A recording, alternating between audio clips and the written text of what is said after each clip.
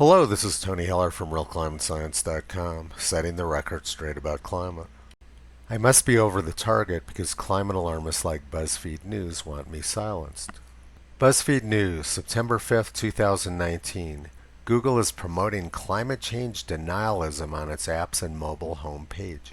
The word denialism is a slightly modified form of the original term climate deniers. The intent being to lump anyone who tells the truth about climate in with Holocaust deniers. This is the level of discourse I've come to expect from climate alarmists. Google is aiding and abetting the promulgation of climate science misinformation.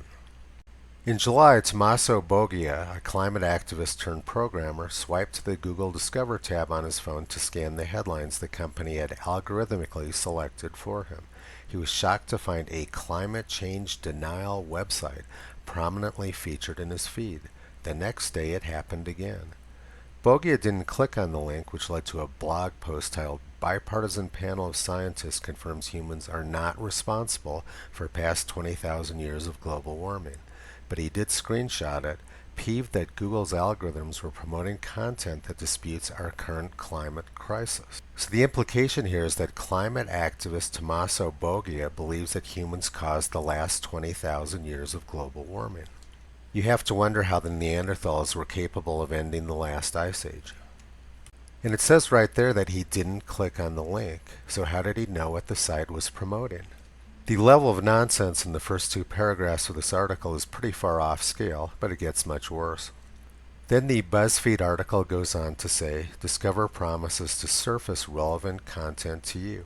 So why was it showing him articles disputing the overwhelming scientific consensus on human-caused global warming? Again, he didn't click on the link, so he actually has no idea what the article said.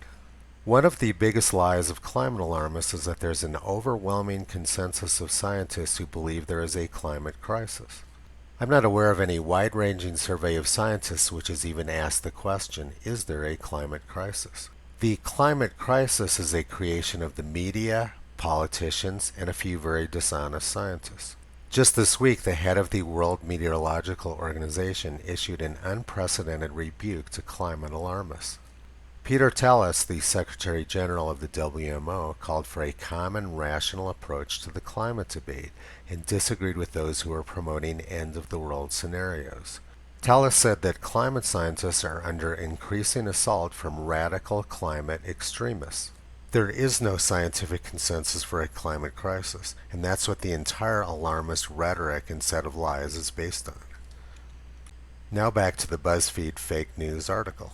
In recent months, Google has faced mounting criticism from the public and lawmakers for its role in spreading misinformation, including flat earth conspiracies and anti-vaccination videos. So this is a very transparent attempt to lump climate skeptics in with flat earthers.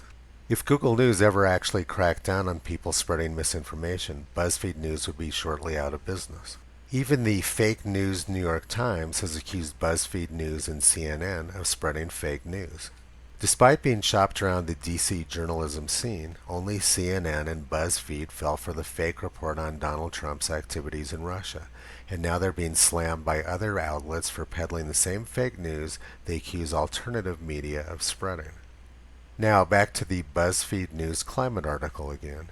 Google is aiding and abetting the promulgation of climate science misinformation, said Robert Bruhl, a sociology professor focusing on environmental science at Drexel University and Brown University. They are unwittingly spreading misinformation and they have to take responsibility for that. So a sociology professor gets to decide what is truth in climate science. I wonder if Robert Bruhl has ever actually bothered to look at any of the articles which he says contain disinformation. I would have to agree with him, however, that Google News spreads huge amounts of climate misinformation. Google News is covered with fake climate alarmist stories every single day. A Google spokesperson declined to answer specific questions about how Discover, which is used by more than 800 million people a month, selects information sources, noting only that it was curated via algorithm. Provided with an example of a climate denier site that was being promoted on Discover, a page titled The Deplorable Climate Science Blog, the spokesperson said the company would take action against the site for violating policies around transparency. So what they're saying is that my civil rights to free speech should be denied because they don't like the name of my blog. And Google says they're going to take action against me for violating policies around transparency. I don't know how any site could be more transparent than mine is. What is opaque are the policies used by social media giants to silence climate skeptics. Notice the huge difference between what I do and what BuzzFeed News does. I directly quote people who I'm criticizing and show exactly what's wrong with their arguments.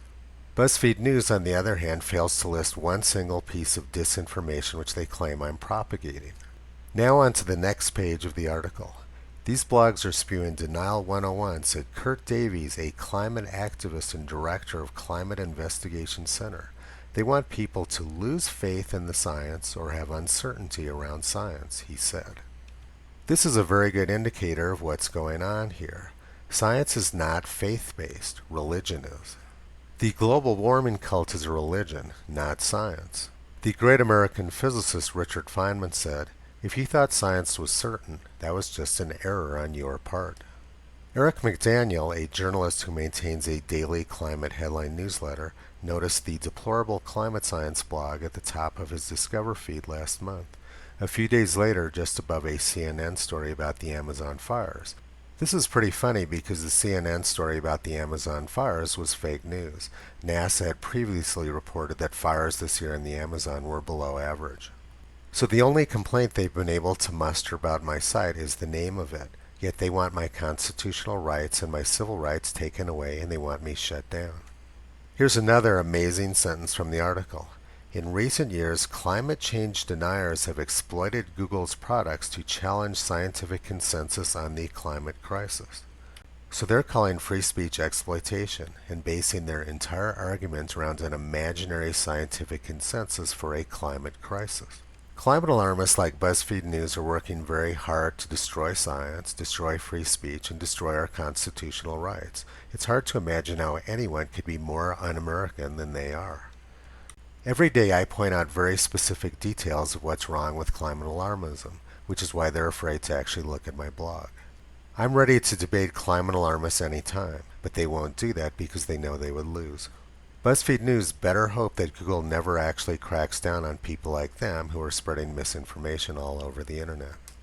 Voltaire said, "I disapprove of what you say, but I will defend to the death your right to say it." Voltaire also said, "Those who can make you believe absurdities can make you commit atrocities." And George Orwell said, "If liberty means anything at all, it means the right to tell people what they do not want to hear." Visit Toto on the web at realclimatescience.com. He's been pulling back the curtain on junk science and propaganda for a long time.